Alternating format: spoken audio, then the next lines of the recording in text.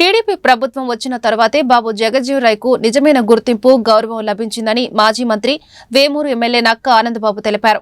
రాష్ట్ర ముఖ్యమంత్రి చంద్రబాబు నాయుడు ఆయన పేరు మీద అనేక సంక్షేమ కార్యక్రమాలను అమలు చేస్తున్నారని పేర్కొన్నారు. దేశ ఉప ప్రధాని దివంగత నేత బాబు జగజ్జీవరాయ్ 118వ జయంతి పురస్కరించుకుని గుంటూరు హిందూ కాలేజీ సమీపంలోని ఆయన విగ్రహానికి గుంటూరు తూర్పు పశ్చిమ ఎమ్మెల్యేలు మహమ్మద్ నజీర్, గల్లా మాధవి, వేమూరు ఎమ్మెల్యే నక్క ఆనందబాబు పూలమాలలు వేసి ఘనంగా నివాళులర్పించారు. ఈ మేరకు వారు మీడియాతో మాట్లాడుతూ బాబు జగజ్జీవరాయ్ స్వతంత్ర సమరయోధులుగా, పలు కేంద్ర శాఖల మంత్రిగా భారతదేశానికి అమూల్యమైన సేవలు అందించారని గుర్తు చేశారు. అణగారిన వర్గాల అభ్యున్నతి ఆయన చేసిన కృషి అజరామమని కీర్తించారు. బాబు జగజ్జీవనరామ్ గారి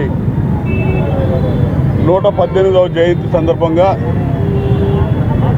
ఆ మహనీయుడికి నివాళులు అర్పించుకుంటా ఉన్నాం.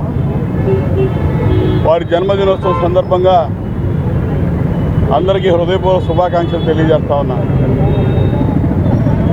బాబు జగజ్జీవనరామ్ గారు భారతదేశానికి గొప్ప రాజ్యాంగాన్ని అందించి డాక్టర్ బిఆర్ అంబేద్కర్ గారు దళిత వర్గాలకి, నిమ్న వర్గాలకి అనేక రకాల మేళ్లు చేకూర్చే విధంగా రాజ్యాంగంలో పొందుపరిస్తే ఆ రాజ్యాంగానికి రక్షకుడిగా సుదీర్ఘ కాలం పార్లమెంటేరియన్గా ఒక రక్షకుడిగా రాజ్యాంగానికి నిలబడ్డటువంటి వ్యక్తి బాబు జగజ్జీవనరామ్ గారు.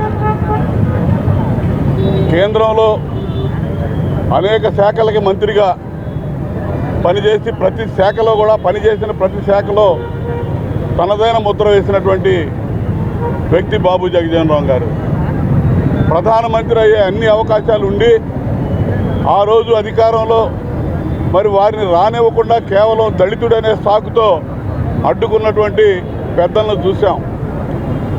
రాజ్యాంగం ద్వారా నిమ్న వర్గాలకి ఎన్ని సౌకర్యాలు, ఎన్ని హక్కులు కల్పించినా ప్రధానమంత్రి పదవి వచ్చేసరికి ఆ నిమ్న వర్గాల వ్యక్తి కాబట్టి కానివ్వకుండా అడ్డుకున్నటువంటి కుట్రలు, కుయుక్తులు ఈ భారతదేశంలో చూసాం.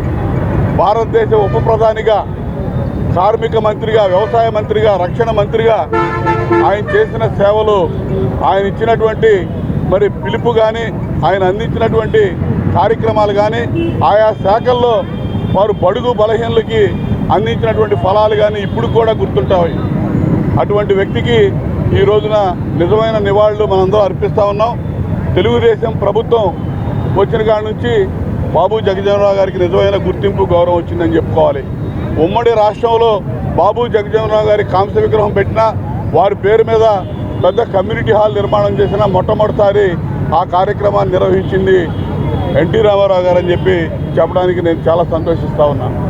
అటువంటి మహానుభావుడిని ఈరోజు ఆదర్శంగా తీసుకొని చంద్రబాబు నాయుడు గారు అన్ని రకాలుగా జగజ్జీవనరామ్ గారి పేరు మీద ఈ రాష్ట్రంలో జగజ్జీవన జ్యోతి, గతంలో 14-19 నుంచి అధికారంలో ఉన్నప్పుడే ఉచిత విద్యుత్ అందించే పథకాన్ని జగజ్జీవనరామ్ గారి పేరు పెట్టడం జరిగింది.